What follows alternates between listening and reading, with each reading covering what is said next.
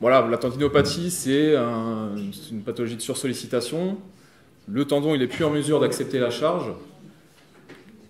C'est souvent lié à une utilisation trop importante, trop vite, trop fort et trop souvent. Alors la rééducation, cette partie-là, c'est ce qu'on appelle le traitement actif. Je pense que ça fera plaisir au professeur Vautravers et à Dr Chapuis. La kinésithérapie, c'est d'abord la thérapie par le mouvement. Donc on va utiliser justement gestes et mouvements pour pouvoir éduquer le patient.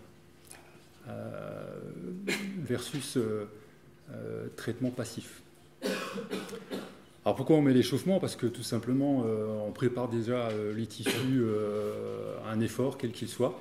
C'est toujours bon de drainer un tendon, ne serait-ce que sur un vélo, si ça passe, si c'est pas douloureux, c'est toujours pareil. 15 à 20 minutes de vélo. Et ensuite, la première phase, c'est la phase isométrique. Je dirais que c'est le premier traitement analgésique. Il m'arrive de m'arrêter là lors de la première séance parce que les tendons sont douloureux. Je dis, commence par faire le travail isométrique pour diminuer et baisser la douleur au niveau du tendon. On sait que si on baisse et on diminue la douleur au niveau du tendon, il aura de nouveau les capacités de travailler.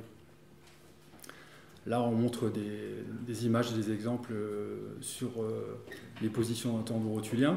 Je reviens un peu à ce qui a été dit avant.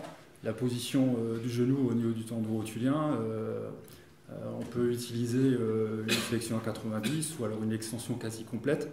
Ce qu'on cherche, c'est augmenter la force de contraction, toujours en respectant le principe de la non-douleur. Ça doit être une contraction la plus forte possible, parce qu'il faut essayer d'amener au maximum cette phase antalgique pour pouvoir ensuite travailler sur la phase dynamique. Donc ça peut aller jusqu'à 1 à 1,5 fois le poids du corps. Évidemment, très très progressivement. Alors les gens qui ont des tendons douloureux, au début, sur un tendon rotulien ou ce qu'on voit aussi plus tard, ce qu'on verra sur un tendon d'Achille, ça peut être à l'horizontale avec juste une petite poussée contre un mur. Voilà, il suffit d'adapter, mais en tout cas, chercher un travail isométrique qui ne fasse pas mal.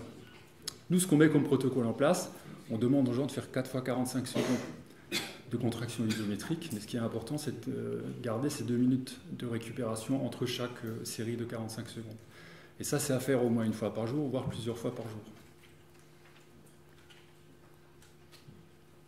Tendon d'Achille, c'est peut-être plus facile à mettre en place, surtout à la maison. Alors évidemment, tout le monde n'a pas de presse, alors on essaie de trouver des exercices qui permettent aux gens de les refaire chez eux. La deuxième phase, c'est la phase dynamique.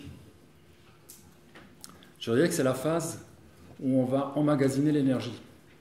Là, c'est du travail lent et lourd.